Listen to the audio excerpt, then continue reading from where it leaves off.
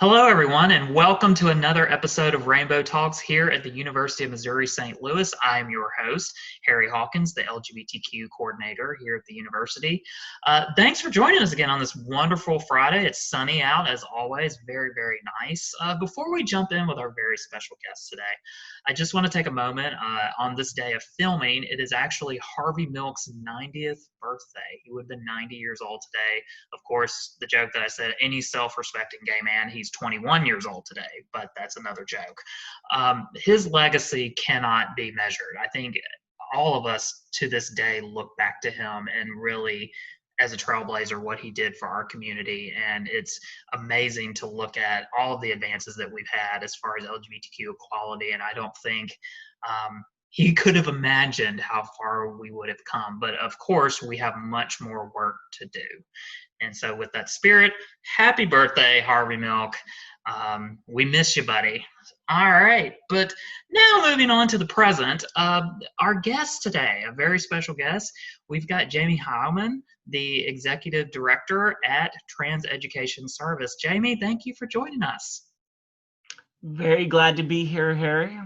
Yes, Jaimie and I have known each other for a while, so it's so glad that we could be here and talk and just spend this Friday together. So first off, Jaimie, we've asked all of our guests this. How have you been doing during this time? Like what in your life has changed personally and professionally? Oh gosh. Well, everything. Yeah. And I'm sure that that's probably what everyone else said at the beginning too. I think there's some things that changed that kind of surprised me, and then there were some changes that I feel like should have surprised me more, maybe. But in mid-March, basically my whole calendar of events disappeared. Public speaking engagements, educational facilitations, corporate training, everything that I do just vanished, except for a few things that could be facilitated online on platforms just like this one. At the same time, though, I was kind of surprised that there was a positive. I re-injured in November an old spinal injury, and December, January, February, I really couldn't walk. So having the downtime, I've actually healed fairly well.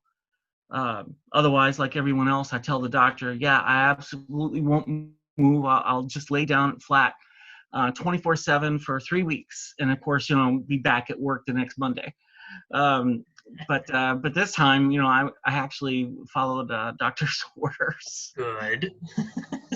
So, some small but mixed blessings, I guess, along with everything else.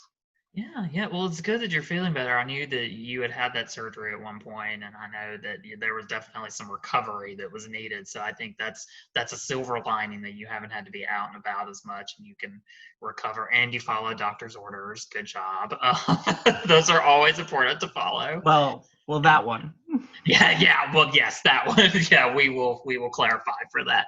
So, Jaimie, just to start off, tell me a little bit about yourself. Like, where were you born and where were you raised? So I come from a very small town in deep southern Illinois, south of where I'm from. You only have 40 miles to go south until you run out of Illinois at its tip. Where Cairo is, at the confluence of the Ohio and Mississippi River, so pretty far south. It's about 2.5, well, really close to 3 hours from here, about 20 miles south of Carbondale, Illinois, if anyone knows of that, SIUC. I was born in Cape Girardeau, Missouri, because when I was born in the long ago, there wasn't a high-risk neonatal hospital anywhere in Illinois south of Springfield.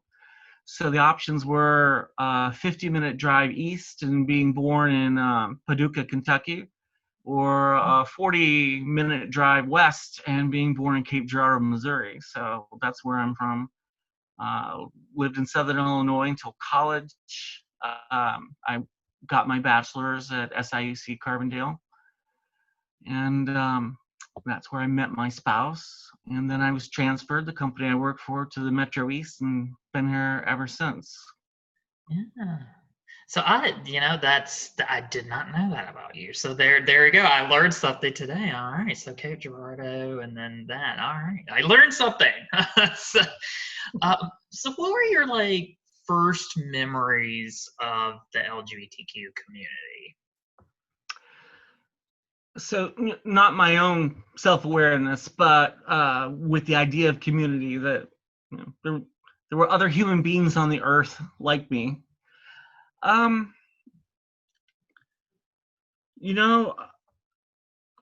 had stirrings of ideas of community in books I read, but these were in college, and that was college in the early '80s. And there wasn't much. There was a tiny little LGBTQ organization on campus, but I was deathly afraid of being spotted, being on that floor, much less anywhere near their office or meeting rooms. So I never made contact at that time with them.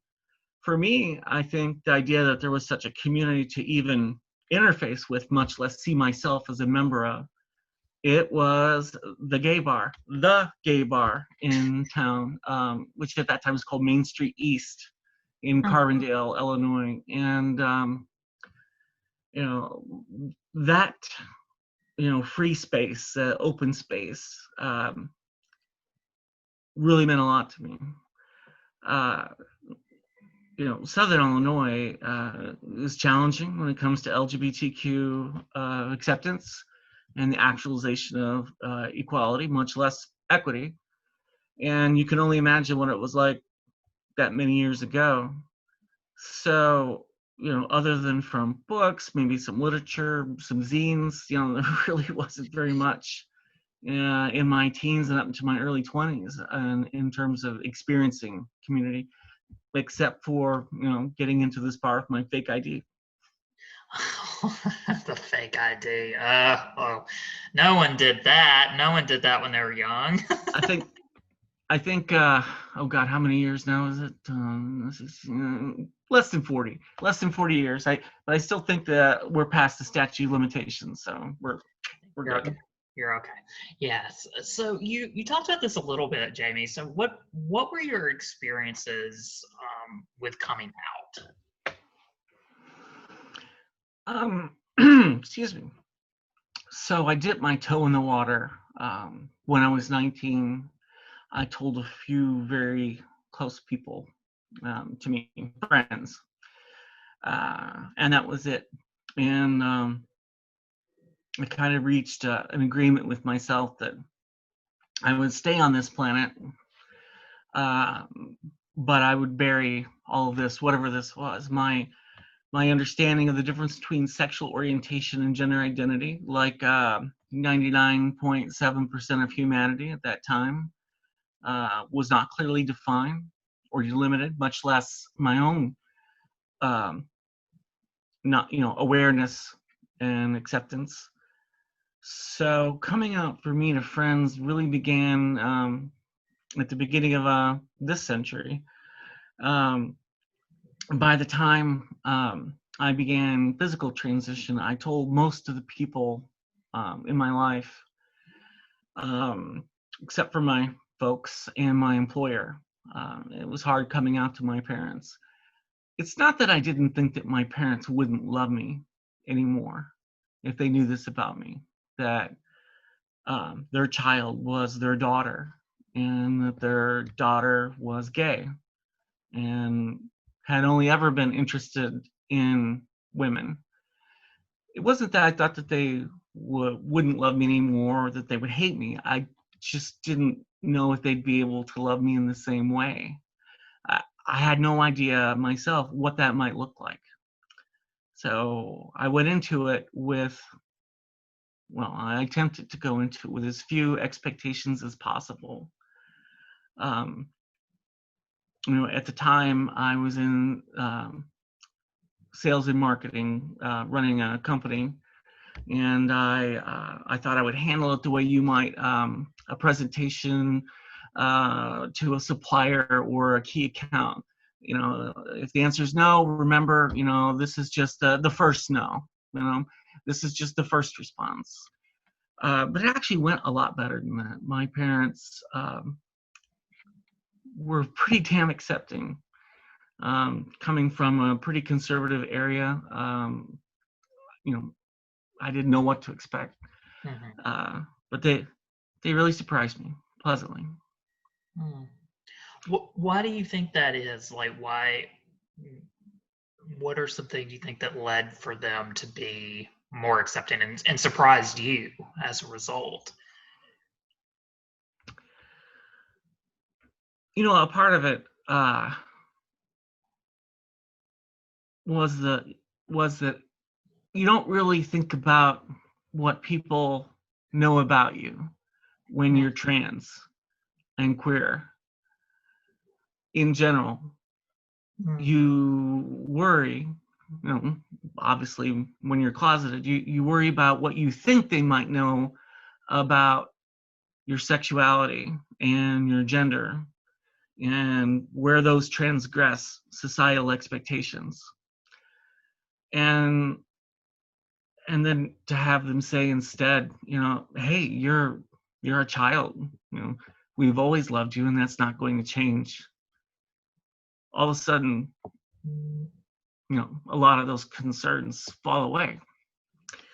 This, of course, is not everyone's experience. And I think even now in the first quarter of the 21st century may not even be a majority of people's experience. So I am fully aware of my good fortune.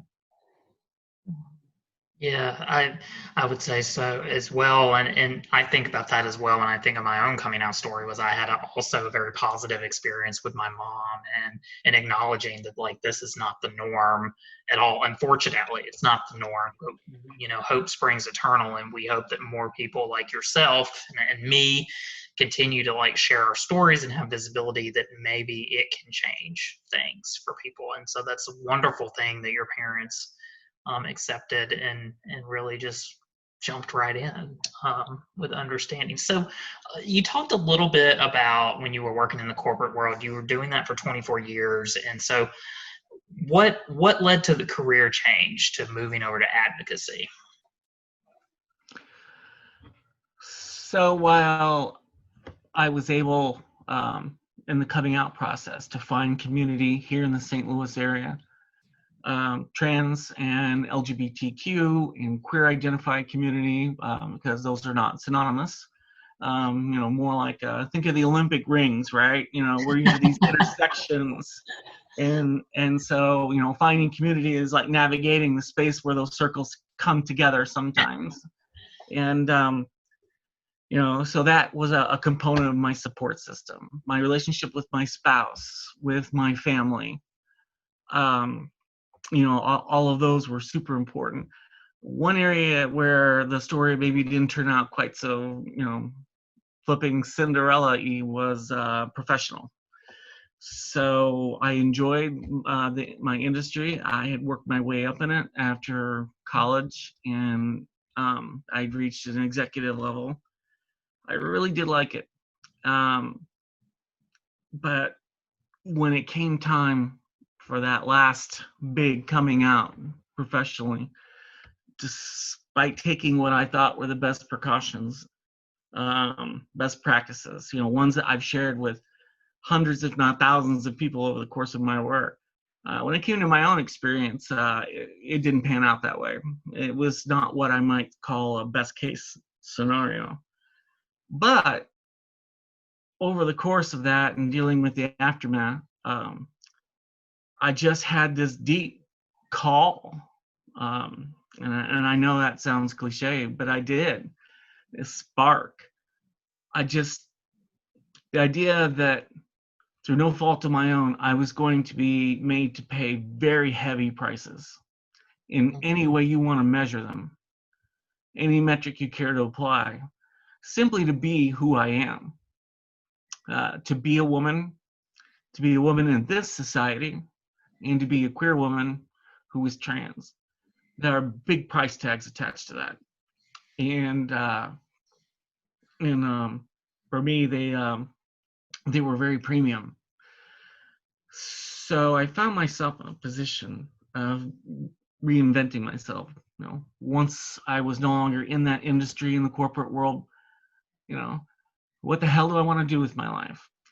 It's not often that we get the opportunity to stop and ask ourselves, okay, so I am a grown up and this is what I've been doing, but now that I am, what do I want to do? What do I want my days to look like? Where do I want to spend my energies, my time? Where do I want my voice to be heard and how? And I found that I had a voice and I wanted to be heard. And I began working with the Metro Trans Umbrella Group, MTUG, here in the St. Louis area, one of the largest regional direct service trans-oriented organizations. I support their work in all respects, and especially their support groups, of which I've been a member and a leader and a trainer for. They have support groups for lots of different trans identities, for transmasculine, transfeminine folk, non-binary, even for trans and queer veterans, for not, it's amazing the work they do and the way that they help folks find those resources. So that was the beginning of it for me. Finding something that I could dedicate myself to that was rewarding. It had been, making quantitative and qualitative goals in the corporate world. With this, the metrics maybe weren't always quite so clear cut, but I enjoyed it. And I found that there were parts of it that really appealed to me, the education piece. You'll see it all over my business website, but I really mean it. I think for all of us, queer and trans folk, the way forward is through education, visibility and awareness, and the more people who are out, that's all great, but helping people understand, basics about who we are, I think is key in the long term. Mostly because I think most people think of themselves and their personal narrative as the good guys, right? They wear the white hats. Yes. And, a lot of the attitudes and opinions that they have about trans and queer folk rest upon, a real lack of knowledge and experience. Just 5 years ago, when I first started this work, only 19% of Americans had met or spoken with a trans person that they knew of. That they knew, right. You're right. And since then, in 2019, that's doubled. That's a hell of a curve, looking at LGBT, liberationist movements from the late 60s forward, or really just the L and the G. We saw something like this, and for trans folk, it's been kind of like that.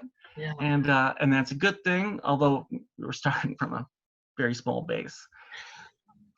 So I think I over-answered your question there.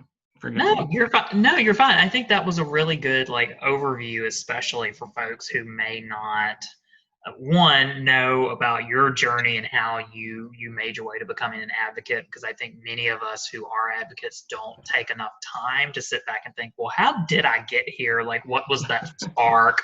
What drew me to it? And then I love what you were talking about with sacrifice and price tags and all of the identities that we all wear when you're an oppressed identity in this United States.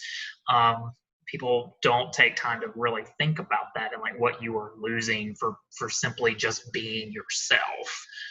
That's really important. But it is fascinating when we look at, just like you said, over the past 5 years of how visibility, and particularly with more trans and queer folks, have just shot through the roof. And it's amazing to look back and to think. And then there's the other part of me that thinks, well, we were so far behind to begin with that I'm glad we made a big jump to catch up with all this time, because LNG been talking about this for a long time at this point, but it was like our trans, folks were held behind, and there was just not the education out there. And so now we're starting to see that. So, and speaking with education a little bit, so, and you talked about this in 2017, you founded Trans Education Service. And so tell me a little bit about the work that Trans Education Service provides to the community. Sure. So, I mentioned earlier that folks, by and large, the barrier to a fuller acceptance or understanding of trans and queer identified people, it isn't malice or prejudice, it's a lack of information. And, providing them with information they didn't already know, that's evidence-based, it's fact-based, can make all the difference in the world. And we see that, a majority of Americans now, 62% support trans equality. The Equality Act, which explicitly includes sexual orientation and gender identity in the protections of the 1964 Civil Rights Act. Those same 5 buckets of major protections, is already passed the House, and it is not currently being permitted a floor vote in the Senate. But the votes are probably there to get a simple majority, at least, if not a super majority. So we're closer than we've ever been to the possibility of federal national inclusion for these basic civil and human rights. And I think the work that I do will hopefully further that cause, but beyond as well. About a third of my clients are education, not quite a third healthcare, and about a third corporate, HR and D&I, human resources and diversity and inclusion programs. And I'm just going to apologize in advance now for the acronyms that I'm going to throw out, because I'm afraid I speak fluent acronymies. Like a whole lot of professionals, they've got their jargon, and it's difficult to break away from it. But I think that those are the folks I spend most of my time with. We're still in a phase where there's a lot of focus on the risk mitigation, the liability reduction aspect of this type of education, cultural competency education, inclusion education and training.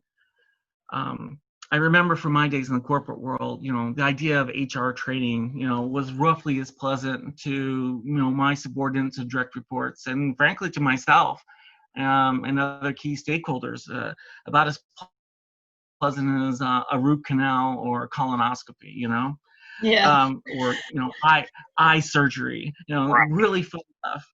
And,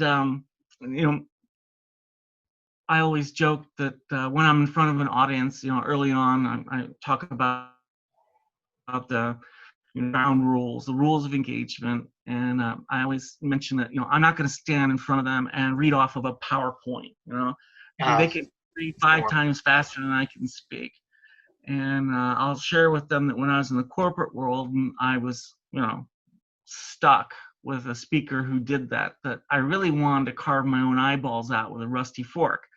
And that usually gets a laugh from the audience, right? But quite the image.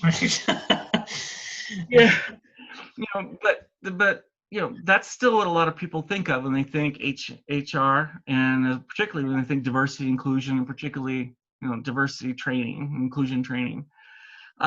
So we're still kind of there. There's the carrot and the stick. We're still very much in the stick mode. We're thinking about we want to avoid lawsuits. We want to avoid turnover. We don't want to lose good employees. We don't want anyone caught up in the tangles, the difficulties, when it comes to diversity and inclusion, be it gender, race, sexuality, national origin. So there's another path, there's another way, the carrot side. We can look at, it's not just about, avoiding lawsuits, avoiding a drop in share price, because of bad press about sexual harassment. It's not all about risk mitigation and liability reduction. It's also there's also the carrot. And this is where I see my work evolving. I'm consistently spending more time talking about the carrot and less devoted to the stick. Stick's important, and that's kind of where we start. But with the carrot, what does diversity do for us on the bottom line? Literally the bottom line. How does inclusion increase innovation? Look at what percentage each year for so many businesses of their profits comes from new enterprise. If you're a business and you're doing business the same way now that you were 10 years ago, chances are you won't be in business 5 years from now. So innovation, key to it is diversity. And not just looking at a rainbow of diversity.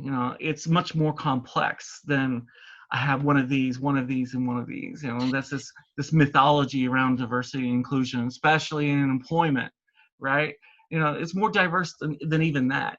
People with different life experiences, people who lived abroad, people who've raised families, people who don't choose to have children. It gets fairly deep, but we find with mixed work groups that these more diverse groups are much more innovative and really do help contribute to the bottom line of business. And don't believe me, because obviously I'm an advocate as well as an educator, but in the last 5 years, Forbes has done 3 major studies that confirm this, that hey, diversity equals innovation equals new profits equals good business. So don't just embrace it to avoid things, embrace it to grow things. So you caught me on my soapbox, forgive me. that's okay. It's a great soapbox, and it's good soap. But the thing that you mentioned that's important, and I think about as someone who has the opportunity to teach first-year students every year when they come to UMSL, is that students, we typically say, get this when it comes to the D&I or diversity and inclusion conversation. They get this, they expect this. But part of so from the employer side, I think that's important to know, is like your workforce that's coming in, this is the world that they exist in. But on the flip side, when I'm meeting with those students, and particularly when we talk about diversity and inclusion in my class, I always say, you're going into the 21st century workplace where you're going to meet people who are different from you in a myriad of ways. And if I do not have you in any way prepared for that, or for you to take a self-discovery and learn more about yourself, and maybe there's some blind spots that you may have, I don't have you prepared to go into the workplace. And that's what I've got to do as your professor, to help you grow in life, but also grow professionally. And so I think when you bring that up, I'm like, oh, yes, we talk about this all the time, is that employers need to know this is who's coming in. These are going to be your employees at some point in their careers. So what other services does Trans Education Service offer? So I'll exclude my public speaking and events like this and advocacy work. Things I do with the Trans Spectrum Conference we were talking about, pre-show. So I won't talk about that. I'll talk about what TES does specifically. So I do consulting on policy development, and also how to measure the efficacy of policy changes and how those changes are implemented. Are they culture changing? Are they what we think they are? Are they really moving the company forward, or in a specific instance, did this turn out to just be a box checking exercise?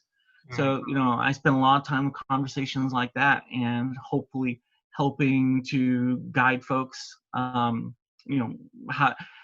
to get from where they are in terms of their diversity goals to where they'd like to be. And I largely stick to my lane, where I've spent my education, my reading, my training, with SOGI, sexual orientation, gender identity, with SOGI issues, and public policy and administration. I largely stick there, but I work well with others, and I can integrate, a lot of the work I do in a corporate training perspective with other types of diversity education. And I do a lot of custom work also. If they have a robust program already in place, I can drop things in terms of modules and whatever is needed that will fit into an existing education program. So that's something I do. I do a lot of on-hand facilitation. Groups as small as 5, groups as small as 500. I've done both. Well, I had help with the larger ones. Bringing in some additional, hands on deck and as well as speakers. But and that might be anything from LGBTQ basics, do's and don'ts, basic courtesy, respect, and some basic concepts about who are LGBTQ people and what are best practices in education space, in healthcare, in corporate space, the workplace, to deeper things like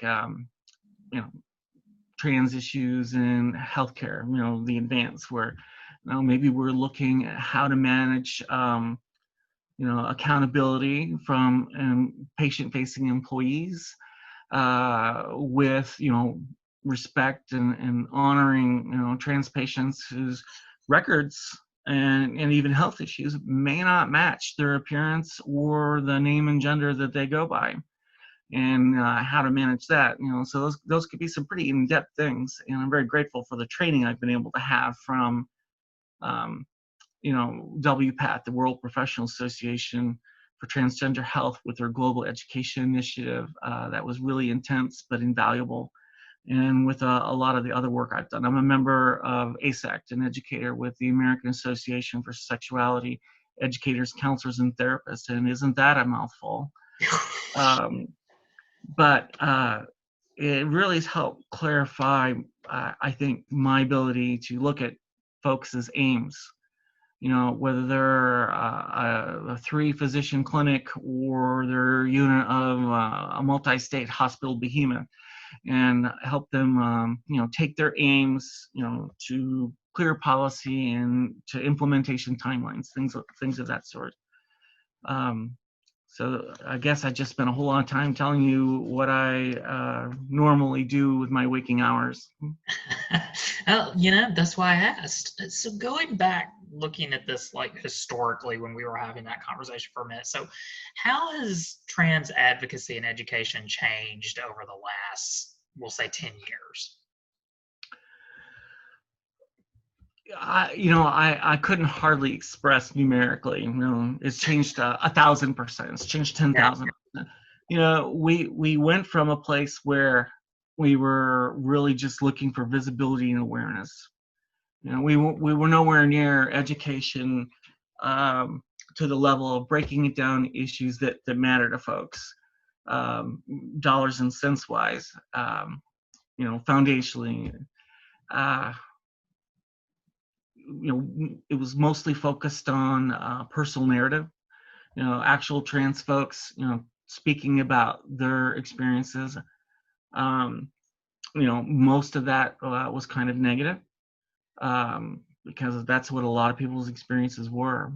And that's where a lot of the focus was, wanting people to know this is why trans people should be treated equally under the law and treated civilly by people in businesses and education and healthcare, because they've had it really rough. Here's someone that deserves equality because, my God, listen to their stories of violence and sexual assault and just layers of trauma over extended periods of time. And that was important, trying to counter, memes such as,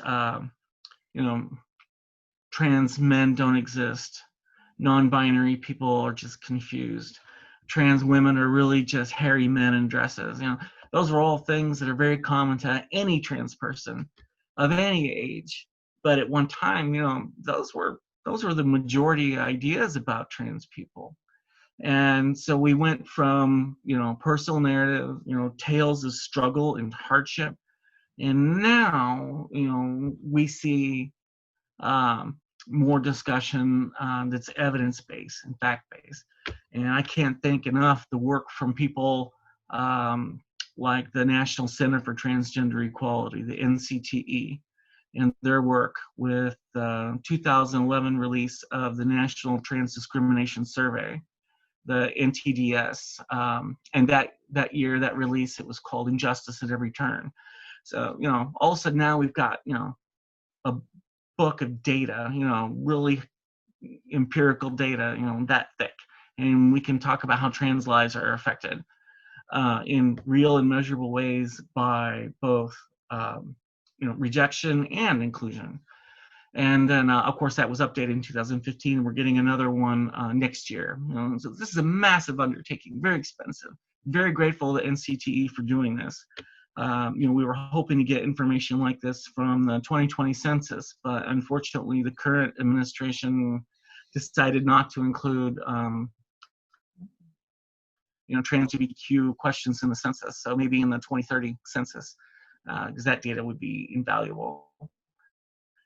So yeah, in terms of what advocacy looks like, going from personal narrative and hear my experiences. I'm sharing them with you because I want you to, have an idea of what it's like to be trans, to, something very different. It mirrors, liberation struggles from the greater, LGBTQ movement, and feminism, equality for all genders. As we see more time in history behind that struggle, I feel like we see more comparisons, more comparisons than contrasts. Hope that makes sense, and hope I answered at least one of your questions. Yeah, no, you did. So, going off of one thing that you were saying, in particular, talking about like violence and the unfortunate thing that happens to trans folks out there, in addition to all the awesome work that you do, you also work with the St. Louis AntiViolence Project. And so, how does this organization meet the specific needs of like trans and gender expansive folks? So, AVP is not direct service. That's MTUG. That's what MTUG does. What the AntiViolence Project does is interface with groups like Continuum of Care, the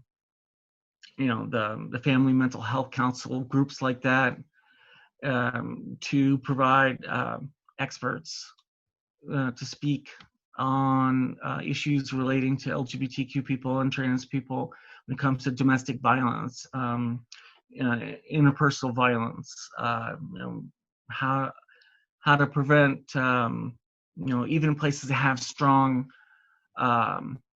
protections for LGBTQ and trans employees, and policies and enforcement, still how to prevent, violence.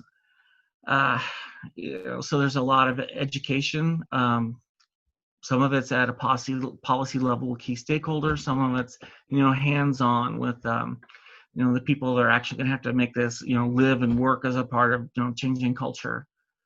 So we've really accomplished a lot there. I feel like, particularly mental health in the area, we've helped educate a lot of folks and give them the tools and the information that they need to be able to hopefully, approach LGBTQ folk in health space, mental health space, with some more insight and understanding. And so, keeping with resources, what are some important resources for some of our viewers who may be questioning aspects of their gender identity or presentation?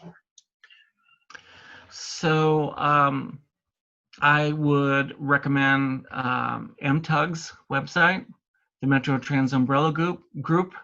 Definitely group. But go to their website. They have a resource page. Click on that. It's very extensive. And, the folks that they list, are known, in the community to be LGBTQ competent and friendly and accepting. I also would recommend my own, the Trans Education Service website. There's a resource drop down. Mine's a little more expansive than MTUG's. with resources beyond, counseling, peer support. And again, I know I said it at the beginning of our talk, but MTUG's work with its peer support groups for folks, maybe who know where they're at and they just need help figuring out a timeline for transition.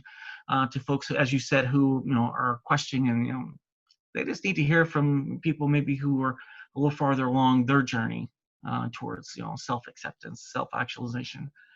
But for other resources, there's the resource page on my website. I also would recommend the resources at the Pride Center here in St. Louis, and and also mental health resources. We know that because of the discrimination and pressures that we face, that a lot of our people are frequent flyers when it comes to being in distress and having needs that aren't being met.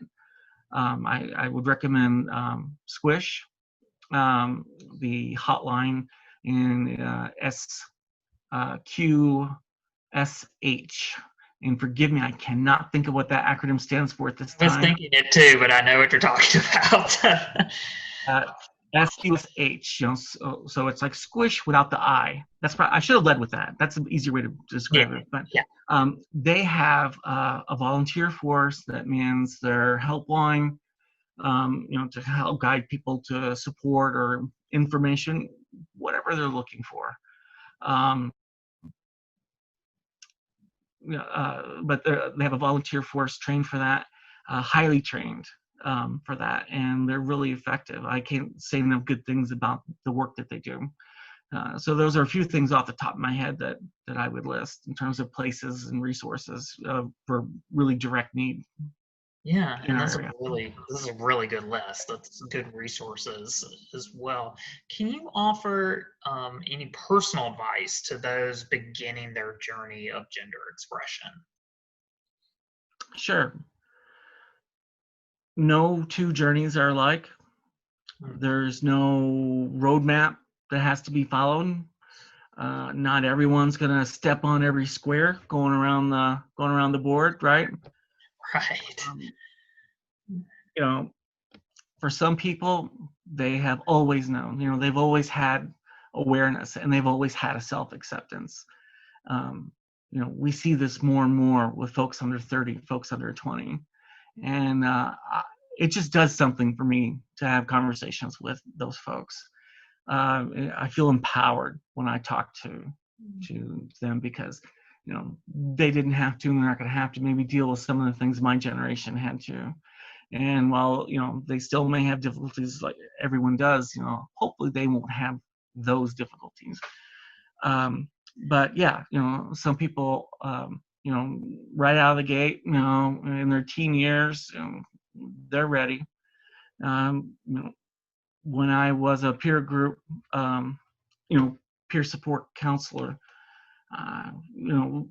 with MTUG, their group started 18.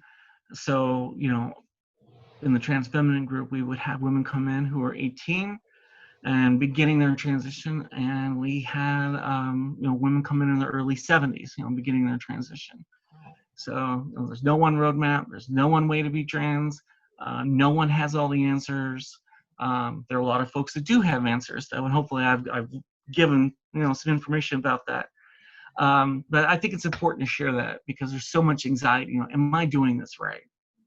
And what are we going to do to allay that and help fill in knowledge gaps? That's where we're doing it right. Absolutely. Every journey is unique, and I think that's what makes it beautiful in its own way. Every story, every journey is important and unique, and there is no right or wrong way to do it. It's just your way of doing it. And I think having those resources and having those connections or so of other folks that you can talk to is so important. And I agree with you especially on that. So, and final question, and it is graduation season. Unfortunately, we're not able to do that in person right now, but students, particularly LGBTQ students, are graduating all over the country and will be in the coming weeks. So, what advice would you give to current LGBTQ graduates who are entering the workforce, and then some who maybe want to work in the nonprofit or advocacy space? So, there's a speech I might have given last year or 3 years ago or 5 years ago, and then there's now, graduation in the apocalypse. So, that makes things different. Yeah. I would still, and I really hope I don't sound Pollyanna here, Pollyanna-esque, I would still counsel optimism. We're in an historical economic and employment downturn. This will not last forever. There will be opportunities. And I think that, our LGBTQ folk graduating at this time,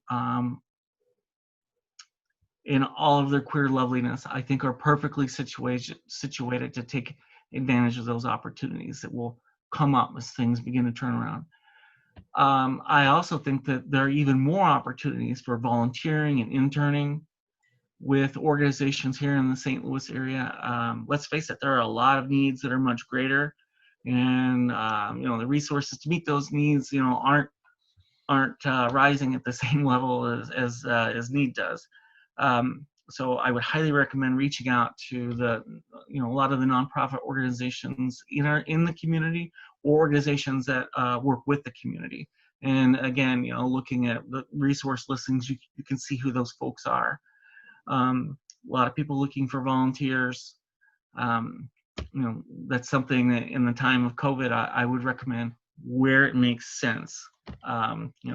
Knowing that our first caveat to our young folk and ourselves is be safe and be well. So with having said that, I think there are a lot of opportunities with a lot of the local orgs. And it's meaningful. It's not shuffling papers in a law firm's basement, right? Helping people get Someone might like that. And food. Some might like that. But helping people find housing, food, safe place to sleep, those are all important too. Absolutely. And your message of optimism right now, I think a lot of us need every little bit that we can get at this point, because it seems like every day it's just something else. I know I do.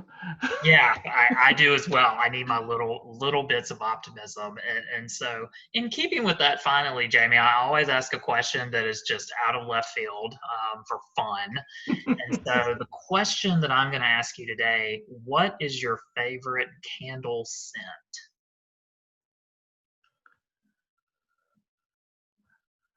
Well, you really have stumped me there. This was not a question I was prepared to answer, or at least not intelligently.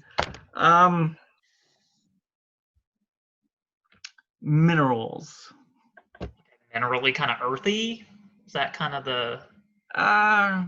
earthy, sea, maybe a dash of pine, stuff like that. Okay, kind of like... The bluish green colored ones. Okay, so colors with kind of earthy, minerally scents. Okay, scent family, I think is the word that they use for that. Okay. Okay. So earthy / botanical, maybe. Okay, so something like that. Gotcha. Jaimie Hileman is the Executive Director of Trans Education Service. Thank you, Jaimie, for joining us today on this episode of Rainbow Talks. Once again, my name is Harry Hawkins, the LGBTQ+ coordinator here at the University of Missouri St. Louis. I hope you're staying safe, stay sane, know that you are loved, and we will see you next time.